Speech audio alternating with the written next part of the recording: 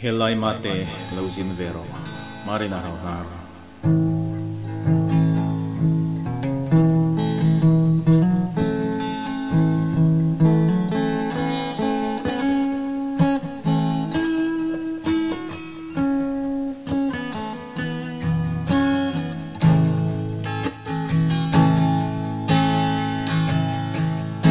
thu in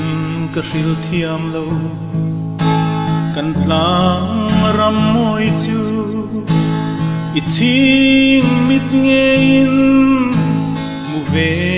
la ka ti pi le usul par moi tin vul na i fan ngai lo ram lung chim tin ka fan pui nang che thiam ten dila i chun le zua mangai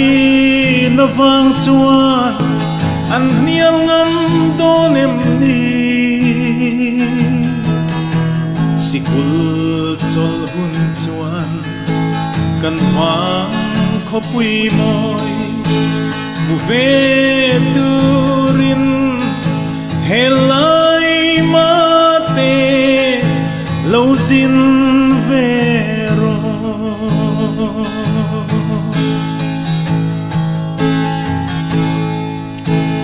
i lauzin chuane kan vang khobom tu nau ban par moi ber kathia chenga inung sang moi le i mel that wang hian kathian lui te pon an en du don em che sin thiam ten dila i chun le zua mangai na vang chuan an nial ngam don em ni sikul chol hun chuan kan vang khopui moi mu ve turin helai mate lauzin vero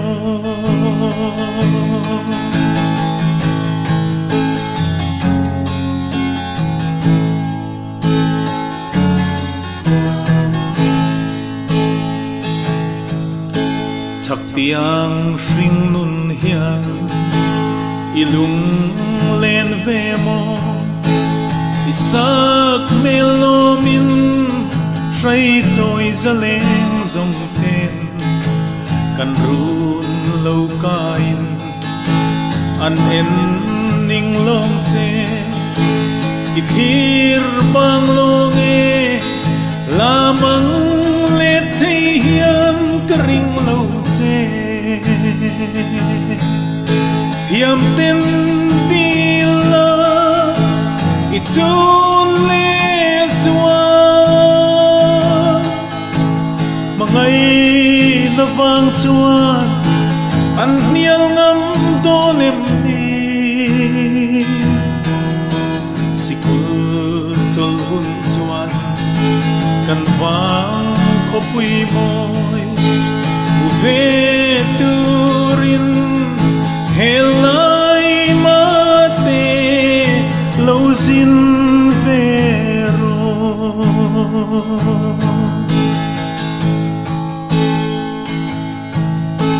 chak tiang hring nun hian ilung len ve mo isak melomin trai choi zaleng zong ten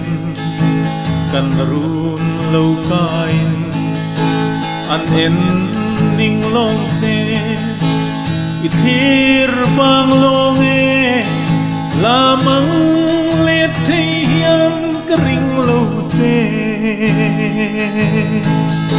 thiam ten dila i chun le suan mangai na wang chuan an nial ngam don em ni sikul chol hun chuan kan wang khopui mo ve